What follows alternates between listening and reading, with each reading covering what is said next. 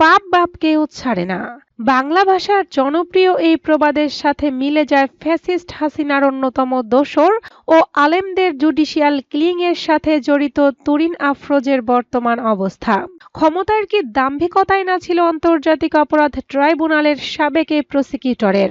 ২০১৩ সালে মতিঝিলের শাপলা চত্বরে আলেমদের উপর যে নারকীয় গণহত্যা চালিয়েছিল ফ্যাসিস্ট হাসিনা, তার অন্যতম মাস্টারমাইন্ড ছিলেন তুরিন।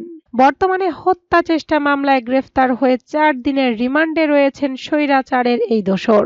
আজ আপনাদের সামনে তুলে ধরব আলেমদের গণহত্যাকারী তুরিনের বহুমুখী অপরাধের চিত্রের নানা আদ্যোপান্ত। ইসলাম বিরোধী তুরিন ২০১৩ থেকে ২০১৯ সাল পর্যন্ত আন্তর্জাতিক অপরাধ ট্রাইব্যুনালের প্রসিকিউটরের দায়িত্ব পালনকালে যা করেছেন তা একজন মুসলমান হিসেবে ক্ষমার অযোগ্য চরম নির্লজ্জতাও বটে।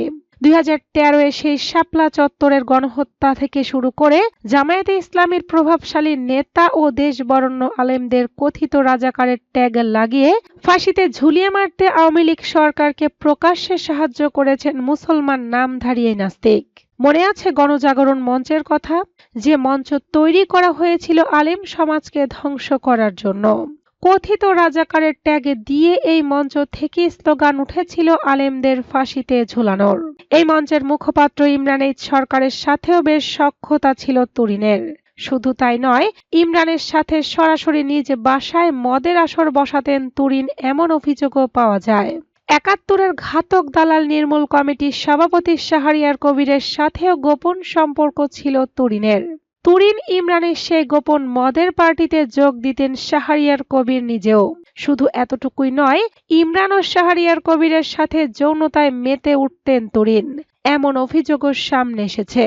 এই সেই তুরিন যে ১০০০ মাদ্রাসা ও ১১৬ জন আলেমের বিরুদ্ধে ধর্ম ব্যবসায়ী ট্যাগ লাগিয়ে তালিকা প্রস্তুত করেছিলেন। এর পাশাপাশি আন্তর্জাতিক অপরাধ ট্রাইব্যুনালের প্রসিকিউটরের দায়িত্ব পালনকালে তিনি জামায়াতে ইসলামীর রাজনীতিবিদ আলী হাসান মোহাম্মদ মুজাহিদ ও গোলাম আজমের বিরুদ্ধে মামলা পরিচালনা করেছেন। ইতিমধ্যে তুরিন ও সাবেক ফ্যাসিস্ট প্রধানমন্ত্রী হাসিনা সহ ৫০ জনের বিরুদ্ধে ২০১৩ সালের ৫ই মে রাজধানী মতিঝিল শাপলা চত্বর এলাকায় নিজেদের নেতা কর্মী ও পথচারীদের উপর গণহত্যা চালানোর অভিযোগে আন্তর্জাতিক অপরাধ ট্রাইব্যুনালের প্রসিকিউশনে অভিযোগ দাখিল করেছে হেফাজতে ইসলাম। অভিযোগটি আমলে নিয়ে ৯ জনের বিরুদ্ধে গ্রেফতারি পরোয়ানাও জারি করেছে প্রসিকিউশন। অন্যদিকে কালা মানিক খ্যাত বিচারপতি মানিকের ঘনিষ্ঠ সহচর ছিলেন কট্টর ইসলাম বিদ্বেষী তুরিন।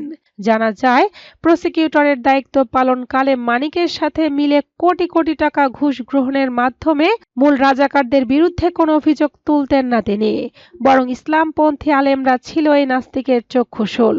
তুরিন এতটাই ভয়ানক ছিলেন যে তার অপকর্মের বিরোধিতা করায় আপন মা এবং ভাইয়ের বিরুদ্ধেও মামলা করেছিলেন তিনি। শুধু তাই নয়, এক পর্যায়ে মা ও ভাইকে বাসা থেকে বের করে দিয়ে ঠিকই আমোদ ফুর্তিতে ব্যস্ত থাকেন স্বৈরাচার হাসিনার এই দোসর।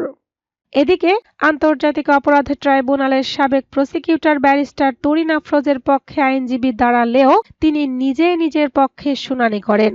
আদালতে তিনি বলা হচ্ছে আমি ফ্যাসিস্ট হাসিনাকে সাপোর্ট করেছি, ফ্যাসিস্ট হাসিনাকে সাপোর্ট করলাম, আবার তার আমলেই চাকরি থেকে বঞ্চিত হয়েছি, ৬ বছর ধরে চাকরি থেকে বঞ্চিত। বুঝলাম না আমি কোন পক্ষের লোক।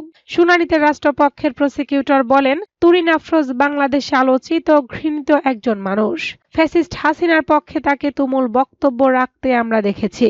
ফ্যাসিস্ট হাসিনার ফ্যাসিজম কায়েম করতে যারা সহযোগীর ভূমিকা এবং সুপ্রিম কোর্টকে হাসিনার কলোনিতে পরিণত করার জন্য ভূমিকা রেখেছেন তাদের অন্যতম তুরিন।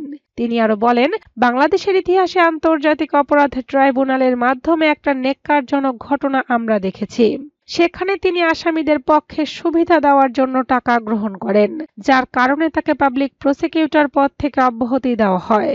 বাংলাদেশের আইন সমাজের উপর সাধারণ মানুষের যে আস্থা, সেটি নষ্ট করেছেন তুরিন আফরোজ। তার বিরুদ্ধে নীলফামারীর জলঢাকায়ও মামলা আছে।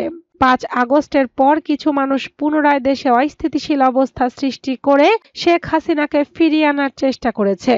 যে আসামিদের বিরুদ্ধে আমরা অভিযোগ পাচ্ছি তাদের মধ্যে তুরিন আফরোজ রয়েছেন। এদিন তুরিন আফরোজের পক্ষে শুনানি করতে কয়েকজন আইনজীবী আদালতে উপস্থিত হন। তবে তুরিন আফরোজ জানান তার আইনজীবী আছে, তখন বিচারক জানতে চান, কে আপনার আইনজীবী? তুরিন আফরোজ বলেন, সাইফুল করিম। তবে তখন তাকে খুঁজে পাননি তুরিন আফরোজ। তখন তুরিন আফরোজ বলেন, মাননীয় আদালত, আমি আপনার অনুমতি নিয়ে কথা বলতে চাই। আদালত তাকে অনুমতি দেন।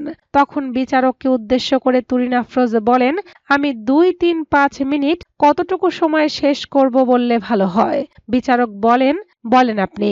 তখন তুরিন আফরোজ বলেন, 4 আগস্ট আমার বিরুদ্ধে নীলফামারীতে মামলা, পরদিন 5 আগস্ট ঢাকায় মামলা। তখন আদালত বলেন, ঢাকায় মামলা হয়েছে 27 মার্চ, ঘটনা 5 আগস্টের। নীলফামারীর তথ্য এখানে নেই।